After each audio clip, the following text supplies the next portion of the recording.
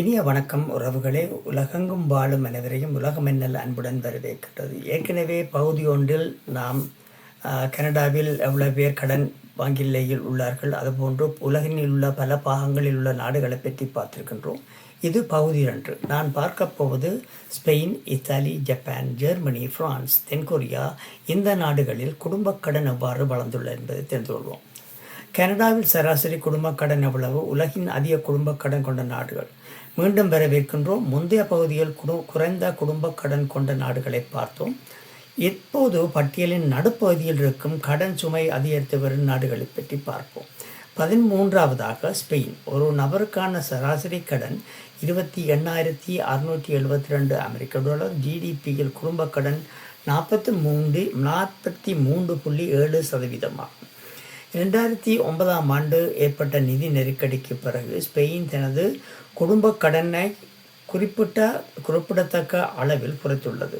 சமீபத்தில் வாழ்க்கை செலவு அதிகரித்ததால் கடன் வாங்குவது சற்று உயர்ந்தாலும் கடந்த 10 ஆண்டுகளில் பெரும்பாலான குடும்பங்கள் தங்களின் கடன் சுமையை வெற்றிகரமாக குறைத்துள்ளன.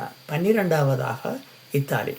இத்தாலி சராசரி கடன் 32,926 மன்னிக்கவும் 32,926 அமெரிக்க டாலர்கள். ஐ மீன் 32,924 அமெரிக்க டாலர்.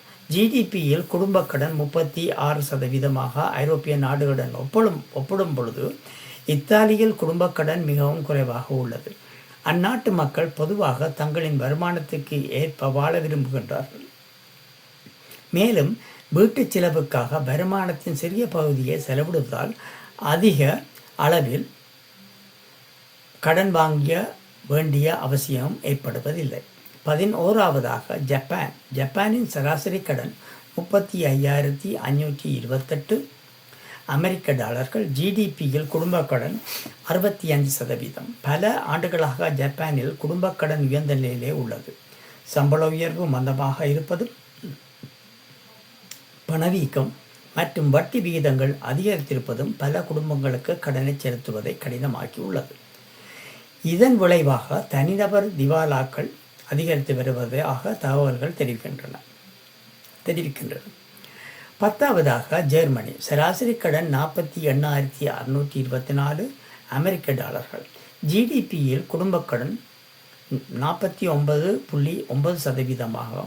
ஜெர்மனியில் குடும்ப கடன் ஐரோப்பிய நாடுகளுடன் ஒப்பிடும் பொழுது மிதமான அளவிலேயே உள்ளது. இதற்கு காரணம் அந்நாட்டில் வீடு சொந்தமாக வைத்திருப்பவர்கள் குறைவாக இருப்பதுதான். பெரும்பாலான மக்கள் வாடகை வீடுகளில் வசிப்பதால் வீட்டுக்கடன் வாங்குவோர் எண்ணிக்கையும் குறைவாக உள்ளது. 9வது பிரான்ஸ். சராசரி கடன் 49,160 அமெரிக்க டாலர்கள். ஜிடிபியில் குடும்ப கடன் 60.5% ஆகும். கொரோனா காலத்துக்கு பிறகு பிரான்சில் குடும்ப கடன் படிப்படியாக குறைந்து வருகிறது. வாழ்க்கை செலவுகள் அதிகரித்திருந்தாலும் குறைந்த வீட்டுக்கடன், வட்டி மற்றும் வலுவான நிதி அமைப்புகள் காரணமாக பெரும்பாலான குடும்பங்கள் தங்களின் கடன்களை நன்றாக நிர்வகித்து வருகின்றன. 8வது தென்கொரியா. சராசரி கடன் 49,938 அமெரிக்க டாலர்கள். ஜிடிபியில் குடும்ப கடன் 90%. உலகிலேயே அதிக சேமிப்பு செய்யும் நாடுகளில் ஒன்றாக இருந்தாலும் தென்கொரியாவில் குடும்ப கடன் மிகவும் உயர்ந்துள்ளது.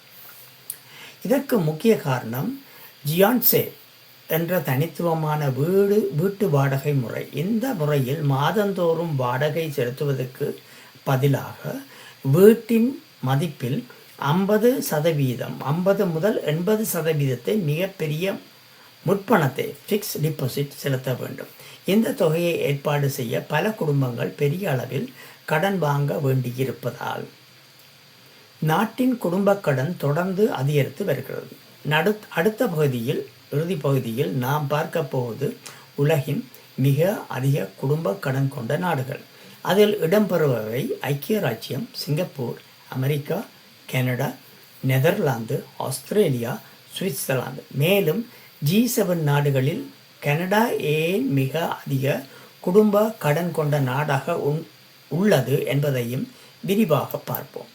தயவுசெய்து இதை உங்களுக்கு விருப்பமானவருடன் பகிர்ந்து கொள்ளுங்கள். எனது வீடியோக்களுக்கு ஆதரவளியுங்கள், சப்ஸ்கிரைப் செய்யுங்கள் என்று கூறிக்கொண்டு உங்களிடம் விடைபெற்றுக் கொண்டு பகுதி 3 மீண்டும் உங்களை சந்திப்போம்.